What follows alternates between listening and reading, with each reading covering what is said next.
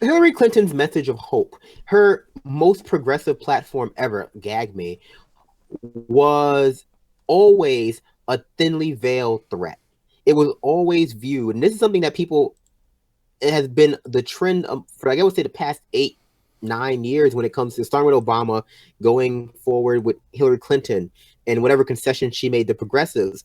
They treat President Obama and they treat theoretical President Clinton, alt President Clinton from Alt Earth 2, as though like they're capricious gods, and that anything they give progressive, anything that they give, any type of economic populism or even, social progressive, that they espouse or promise to do or give to less, is something that they do out of some kind of, generosity that they don't have to have.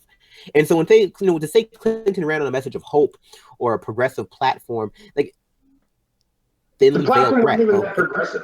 Yeah, it wasn't even progressive, but I would say very clearly, is it possible to say Clinton ran on a message of hope when she had no actual proactive reason for running? And that's something that became very clear. Go ahead, Katie. That's something that became very clear in people. That's something that became very clear in the new book out, Shattered, that basically no one, even in her own, whatever.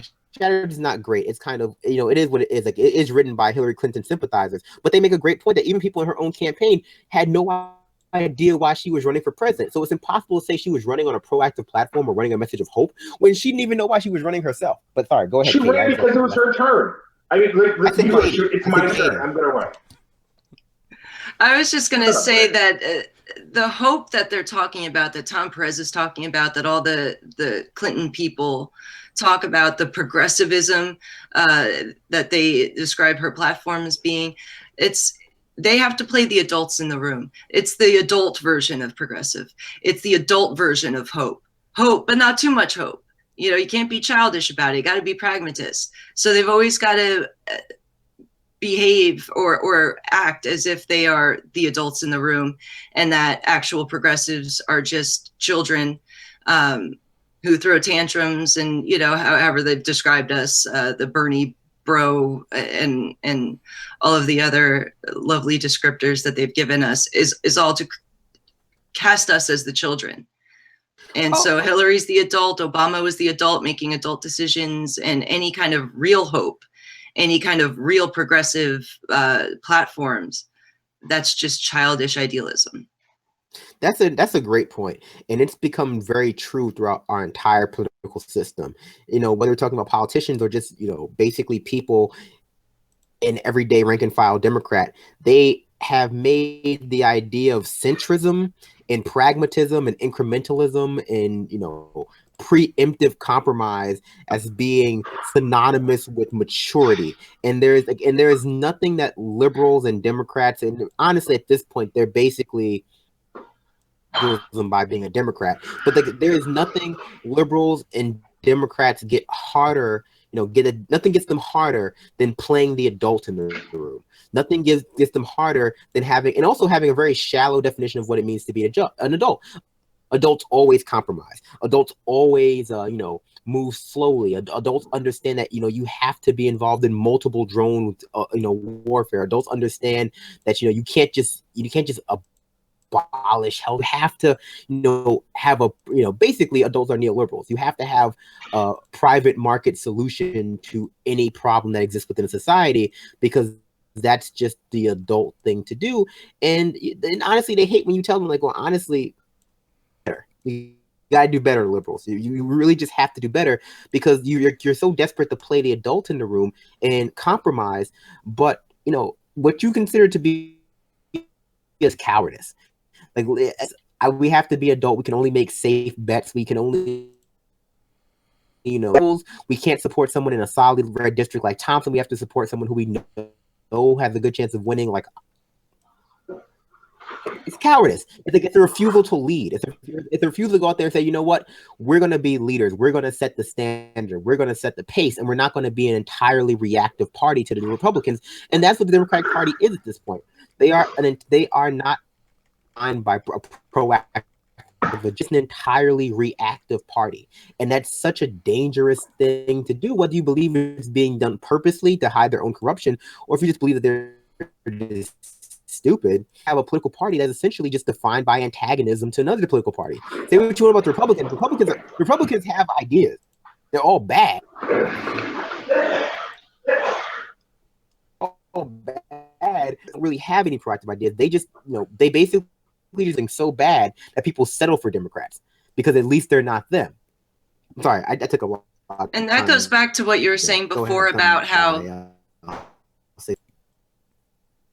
think he's lagging a little bit. Good. Okay. I was going to say it goes back to your point about how Chris Hayes framed the original question, which was in terms of, well, Bernie blames these groups of people.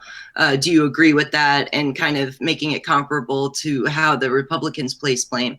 That's kind of an adult-child thing as well, because while progressives may place blame on Wall Street and all of these kind of convenient enemy characters, big banksters and people like that, defense contractors, it's a blame that's it's a real, it's not a scapegoat. It's not a pretend caricature of an enemy. They're actually were responsible for our economic situation. They were responsible for crashing the global economy. That's actual real blame. What the Republicans do is scapegoat groups of people, immigrants took your job, things like that. It's two completely different things. And to make some kind of equivalence there, that's, trying to adult the whole situation and again, make it appear as if progressives are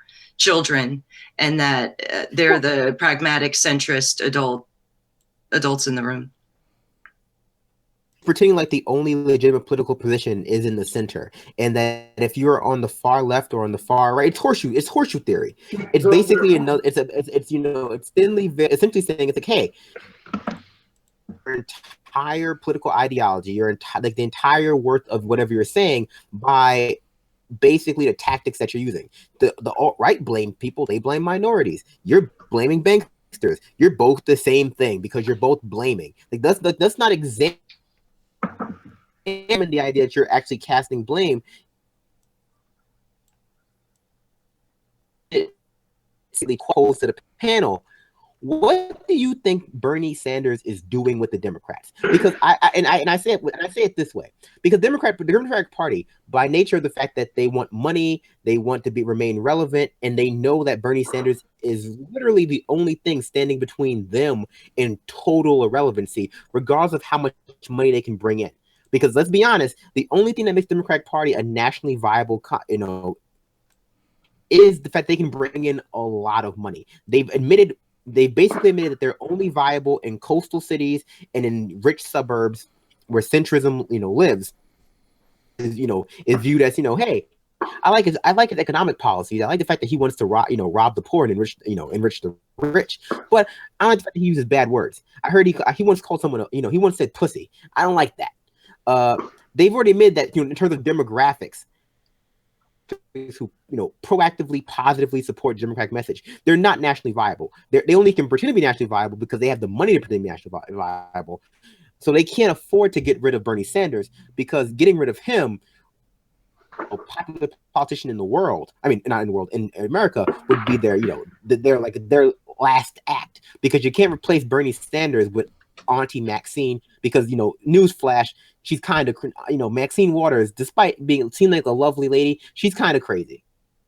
She's a Russian fearmonger. It's just what it is. So my question, eccentric is I think the word. Reiterate my question going back. She basically like 20 minutes ago when you first posted. She's Nancy Pelosi, but essentially, but a little bit crazier and much blacker.